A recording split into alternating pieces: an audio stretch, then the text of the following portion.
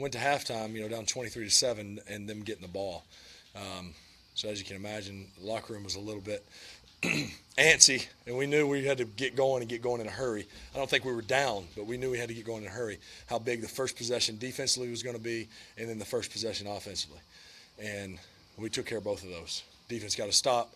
We drove and scored 15 plays or something. It took a little more time than I really would have liked. And then got the 2-point conversion. And then at that point, hey, we got a ball game.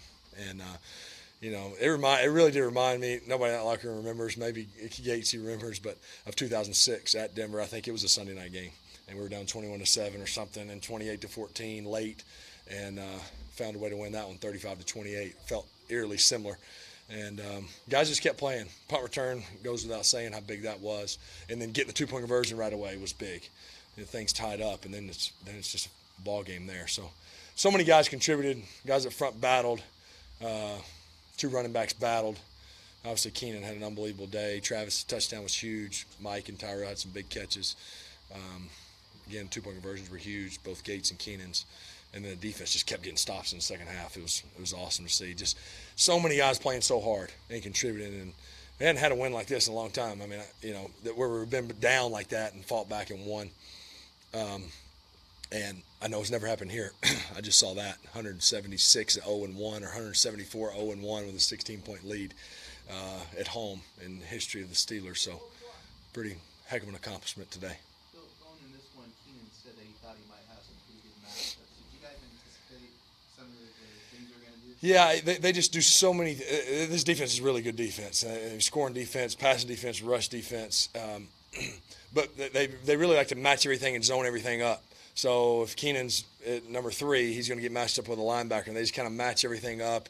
They're dogging backers. They're all over the place, blitzing guys, but not bringing a lot of guys. So there's still people out there in zones. It's not like people are just running free. And so as you're used to seeing with Keenan, he's got such body control, such great awareness of where they're trying to take him away. So it was just a lot of high percentage stuff to him, and then a handful of chunk plays. So I don't know that we anticipated this. Certainly we know he's capable. We've seen it, but. We needed every bit of it, that's for sure. And then the way we got the run game going in the second half was huge. I mean, some of those runs we got were big, real big.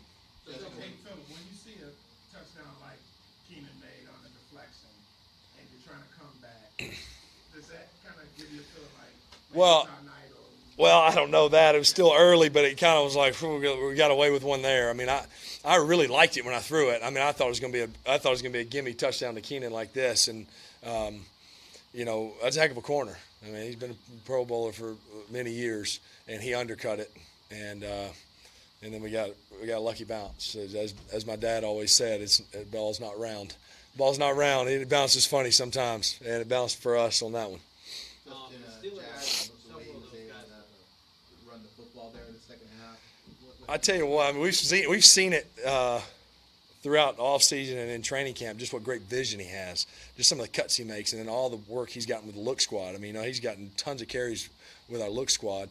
And, start the season on practice squad, and then, but his vision, he's got great vision. I mean, you don't lead the Big Ten in rushing or whatever he is, all-time Big Ten rushing, whatever he is, if you're not a heck of a player. So he stepped up huge.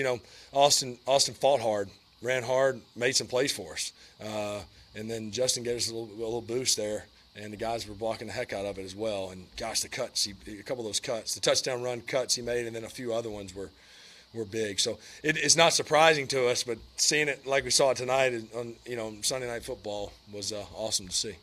What did this comeback say to you about this team, especially coming back from everything that happened in the first half? Well, I think it says we're 9-3. I mean, not to give you a silly answer. I mean, I think it is a big win for us. We haven't had one like this on the road, like I said, against this kind of opponent, and then add the fact that it's come from behind. I think winning the game would have been a lot.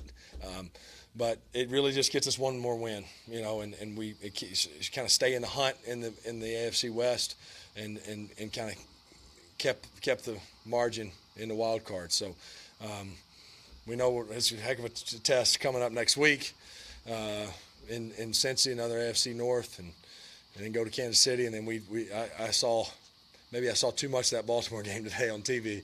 That defense, we know what's coming with that one later in December, and then finish in Denver, who a team that's hot right now with some favorable games for them too. So it's a heck of a December still ahead of us, but it was a big game to say the least. So at the end of the game, those late offside, what's your mind when you're watching? Well, I was standing way back on about the other 20, but I could see the offsides from back there. So the first one was obvious to me, and I saw the flag run away. I didn't see the flag on the second one. I said, here we go to overtime. You got to be kidding me. But I think they were clear. I hadn't seen any replays, but and then we finished it there with Badge making it and finishing it off. So that was their version of icing him, I guess, without any timeout. So they made him kick it 3 times. Some of those guys in the other locker room, they expressed that they felt you felt very comfortable in the second half of just picking them apart. How comfortable did you feel? Yeah, well, I mean, more comfortable than the first half. Again, the guys up front battled. That's a good pass rush. There's some good blitzing linebackers, inside guys. And our guys up front were fighting like crazy in the first half. There were a few where there just wasn't a lot of room to get balls off. There was contested balls, batted guys all around me, which is football. I don't say that to make any excuses. In the second half, all of us did a better job.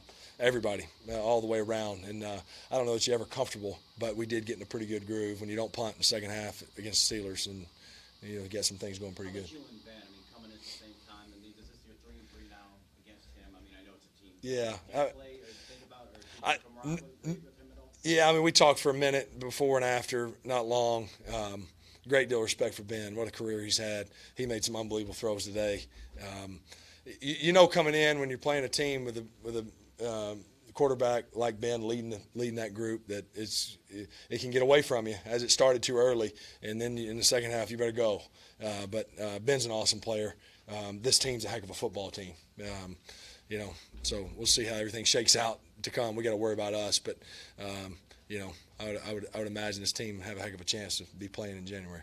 Phil, in your view, did the Steelers change their approach at all regarding Keenan, or did they stay in? I thought they kind of stuck with it. That's what this team does. They stick with what they do, and they do it very well. I mean, Keenan's a tough cover in the slot and inside and that. And I think the big thing was it wasn't that we were getting 25-yard chunks. It was the 7, 8, 9-yard gains that were big third downs, or those completions that kept the chains moving. But and we missed some, and they contested some. So by no means was it easy, but it was good, for him to have the type of game he had. And Phil, with 4 minutes to go, tie game on the road, Pittsburgh.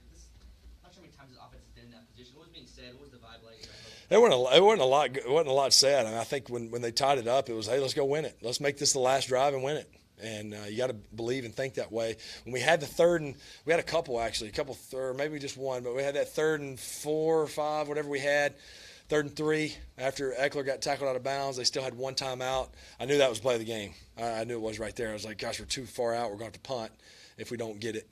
If we get it, at the very worst, we're going to have a field goal to win it. I don't know how far, but we're going to have a field goal to win it. So that conversion was huge. Him making the catch, I don't know how well thrown it was, but he came down with it. Hey, Philip, what does a win like this do for a team in the midst of its journey? I mean, in terms of confidence? Well, I think I think it can be reassuring that to never quit and never give up. I don't know that we need that to convince us, but I think it does that. I think more than anything, I mean, I know it sounds trivial maybe, but it gets us win number 9. I mean, this is a big win. We've won in Tennessee on the last play. We won in Seattle essentially on the last play. We won this game on the last play. We've been in some close games, and I think with a younger team, we got some veteran players who've been in a lot of games like this. But when you win them, then it just it's reassuring that we can win them. It doesn't mean you're going to win them every time, but if we find ourselves in a 23-7 hole, we're going to say, hey, we're like this down in Pittsburgh, and that doesn't mean it's going to happen again, but we'll dang sure know we can do it. Philip, a guy that's continued to make plays in critical moments for you has been Gates the last couple of weeks. What does it mean to just have him there and know that you can trust him in certain situations? Yeah, no question. I mean, it's great. I mean, I think probably could have been, where Keenan had so many opportunities, it could have been maybe Gates have some of those sprinkled in, but we were just going. When you're in that groove, you don't even want to, you're not worried about touches and all those things. He had a big third down conversion, that got called back.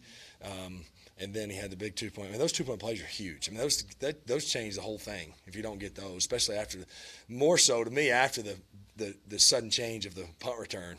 All of a sudden we're on the sideline thinking we're going out for 1st and 10, and we're going for 2. And what are we going to call, and what are we going to go just like that? And the guys handled it great. We got time for 2 more I was guys. asked about that. That's how often like you said, you're down 8, you're ready to go on the field, and all of a sudden you see Desmond run it back. As an offense, as a quarterback, what's that like to watch that? Well, I mean, as we scored, I'm finding Coach Lynn to see, are we going for 2? We hadn't gotten to that point yet where, once we'd have got going, we'd have said, hey, we're going to go for 2 if we score. But and I look back, and our linemen are coming off the sideline. I mean, the whole sideline is excited, but they're coming off the field fired up and ready to go. Everybody's holding up, like, let's go. We're going for 2. And so it was just a huge, I don't know if you call it momentum shift, but just the energy that we had in that third quarter. And right there at the beginning of the fourth was huge to get it back to even, and then you're just playing a fourth quarter football game. All right, thanks, guys. Thanks.